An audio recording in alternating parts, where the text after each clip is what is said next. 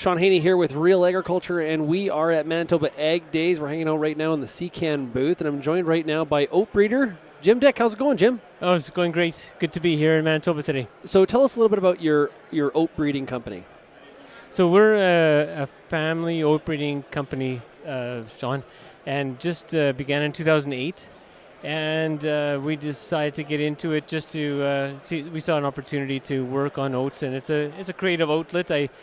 I enjoy the plant breeding, and so over the past 10 years, we've been working on developing oats that are, satisfying for farmers or oat growers, and then for millers, and we're excited this year, 2019, just because we're at a point where our first two varieties are going to be released with CCAN. And this is one of the things where breeding is a long-term process. Like there's no quick fixes. It definitely has to happen over a period of years. It does. These two varieties, they were first created as a genetic combination back in 2009, and not every year. We continue the cycle of combining new genetics every year. This particular year is 10 years after we started these two varieties, ORE 3541 and 42. So we're really glad that these two varieties are successful in the field on the farm so far, and that they're looking good for millers too. Their milling evaluations will go on this year, but it is a long term, and we have many other traits in the background, like sort of waiting, but also in development. And we hope that with some of the success this year, that we will be able to really bring a lot more traits into oats that will matter to oat growers and to millers. So, and what are some of those characteristics, Jim, that people want to see in the future in oats? What are some of those traits you're talking about? Well, I think that some of the struggles that sometimes I hear farmers might have, of course, would be if oats are too tall and they're too much straw to put through the combine, so we can work to lessen the amount of leaves that are on there while retaining yield.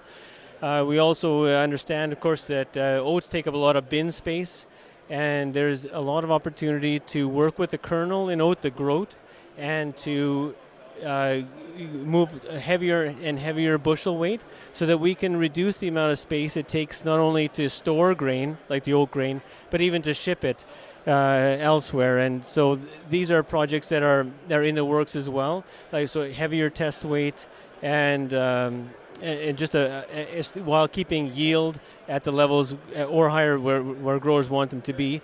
Some growers even want to have oats a little less itchy, so that is well on the way to have milling oats be less itchy than they used to be, and that can be an impediment to farmers, oat growers as well. Especially those of us that have hay fever and get itchy exactly. Easily. Yeah. So it's a real. There's a gene that was discovered by an oat breeder out of Ottawa with Agriculture Canada, and that gene has sat on the shelf for a while. But it's an exciting thing. It's a sort of a small detail, but for oats and for the success, sometimes these small details can really add up for growers and for millers. What have we been seeing in terms of yield growth in the oat crop? Well, I think that oat growers are doing a fabulous job, and I think the weather in the past few years certainly has helped with maybe a little bit of a drier year in Manitoba and Saskatchewan a bit. But for Manitoba, just talking with reference to this province, some of the yields have been really fantastic with cereal crops, but oats, at 190 bushels per acre for some of our varieties, and even this year 170s, 150s, depending on the soil zone and the area. It's exciting. I think that, in terms of yield potential, there's a lot of real genetic power in oats to reach these levels, and so these are good levels to maintain in terms of, let's say, volume. Now, now what we want to also do is to add extra value to oats to keep them relevant on the farm and to keep them an integral part of a crop rotation by bringing in like those things like higher test weight, less straw, just things that make working with new, let's say, machinery technology, make oats more complementary to farming these days. Well, Jim, thanks a lot for joining us here today, and all the best to you in your breeding Thank you very efforts. much. Okay, thanks, Sean.